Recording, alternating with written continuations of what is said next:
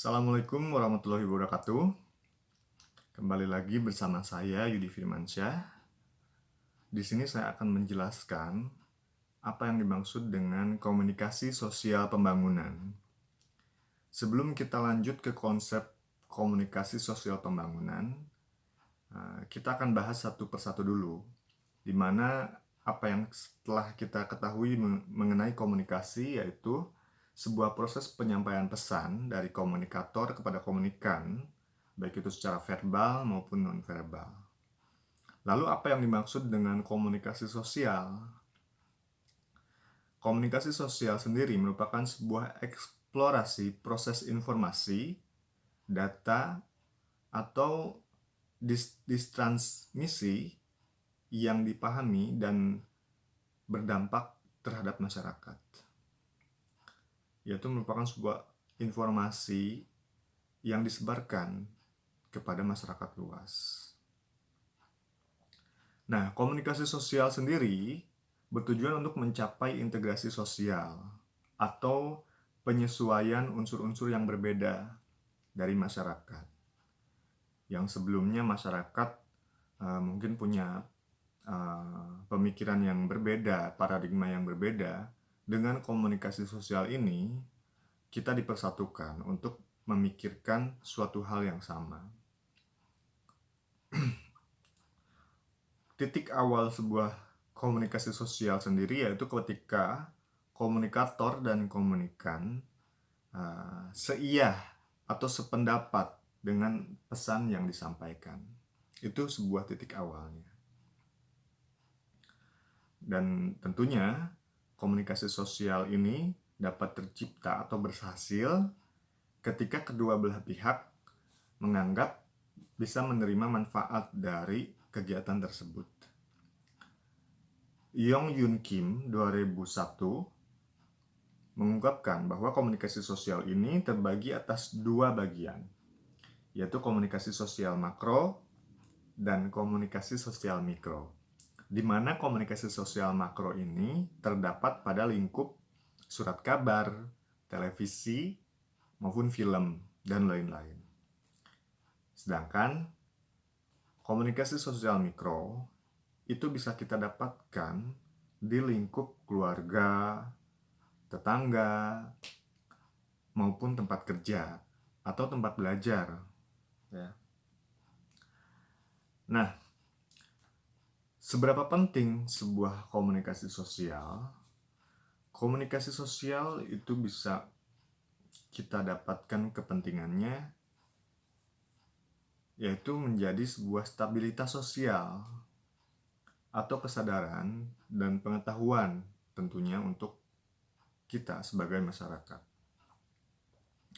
Tujuannya yaitu untuk mencapai sebuah perubahan sosial dalam masyarakat dengan konsep yang berjangka panjang. Baik itu dari segi pendidikan, kesehatan, maupun tenaga kerja.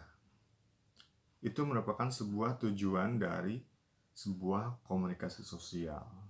Pada intinya, yaitu sebuah penyampaian pesan kepada halayak masyarakat untuk bisa menyamakan persepsi yang berbeda-beda di masyarakat luas. Itu untuk yang pertama. Yang kedua yaitu komunikasi pembangunan. Perlu kita ketahui dulu, yang dimaksud dengan pembangunan, kita sering mendengarnya ya, pembangunan. Tapi apa yang dimaksud dengan pembangunan yaitu adalah suatu usaha gitu ya, atau prinsip kesejahteraan atau kualitas di masyarakat. Yang kita pahamin itu ya, pembangunan itu dari bisa dikatakan yang misalkan yang kurang atau yang menengah menjadi kemajuan.